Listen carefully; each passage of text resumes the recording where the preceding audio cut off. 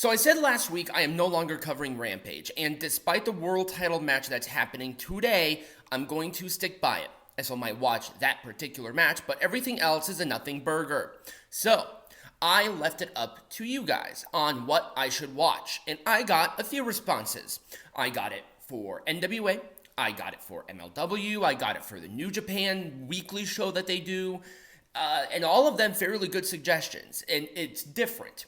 But one did really pop out, and I think because of the TV deal that they signed, I'm not sure when it's going to start, I think it takes precedence over everything, and I've always wanted to re-watch this show.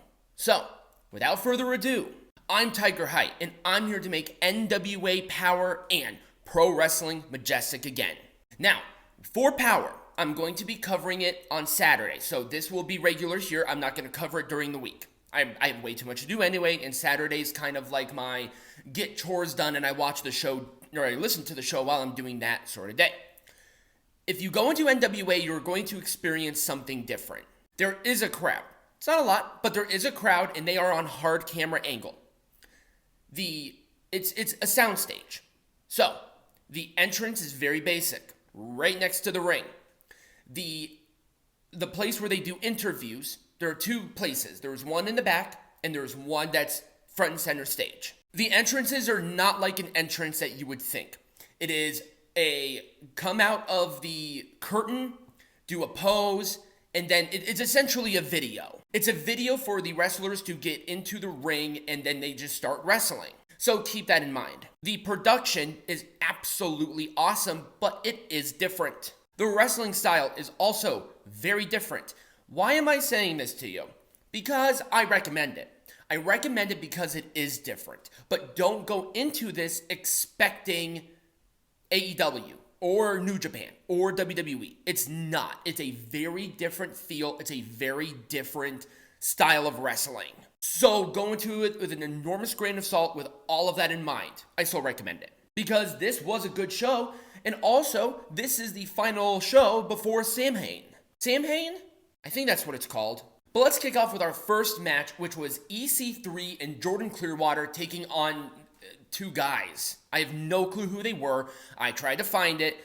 I barely looked, but still, it doesn't really matter. It was actually a fun, competitive match. EC3 is great. I really like Jordan Clearwater. The other two guys, there was a fun little gimmick with them, with the little fanny pack. I'm like, okay, I think you can get behind that in some way, shape, or form. You can utilize that fanny pack in the ring to their advantage some way, somehow. If somebody can use a purse with a brick as a weapon and it make total logical sense, then I don't see anything wrong with maybe the same principle with the fanny pack. It was the purpose for EC3 and Jordan Clearwater to win. A really good start to this show. I'm going to give it an Orange Cassidy thumbs up. But once again, EC3 and the curtain jerker as the NWA World Heavyweight Champion going into a big main event match. It's just not necessarily a good look for this particular thing. But keep in mind, I didn't watch the week before's Powerrr either, so I'm just kind of diving right into it. Up next was Mike Knox and Trevor Murdoch taking on the Fixers.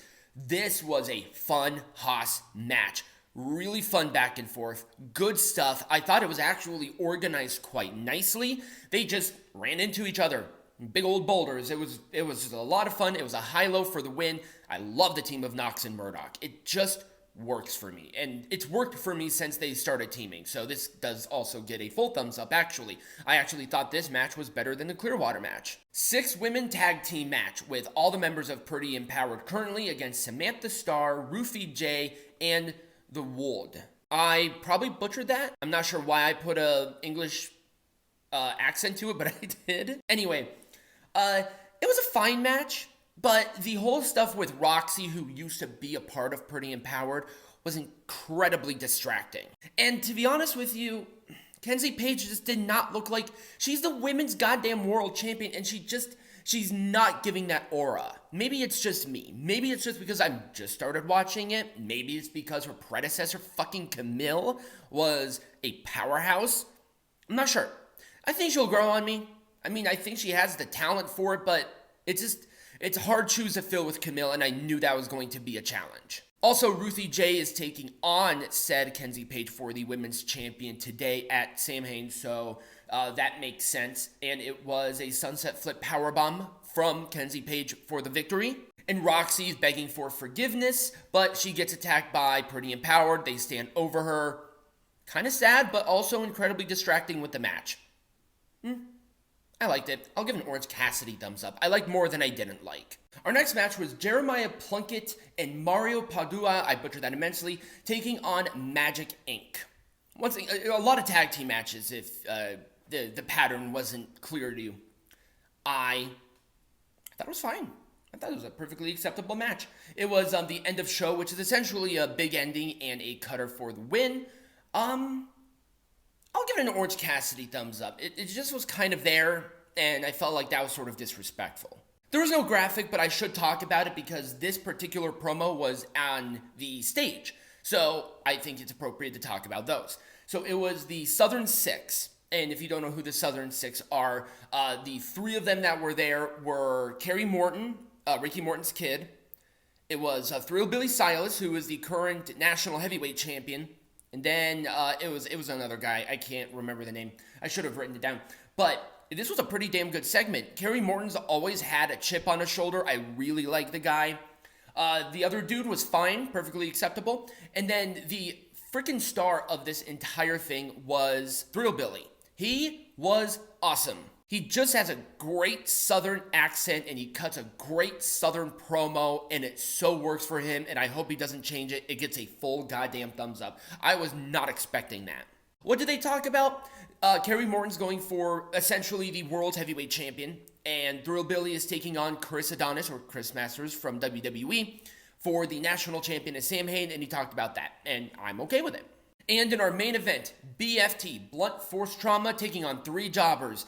I liked Aaron Stevens on the mic the entire time. It was just the right amount of obnoxiousness, there we go, that it did not take away from the match, but it was still annoying.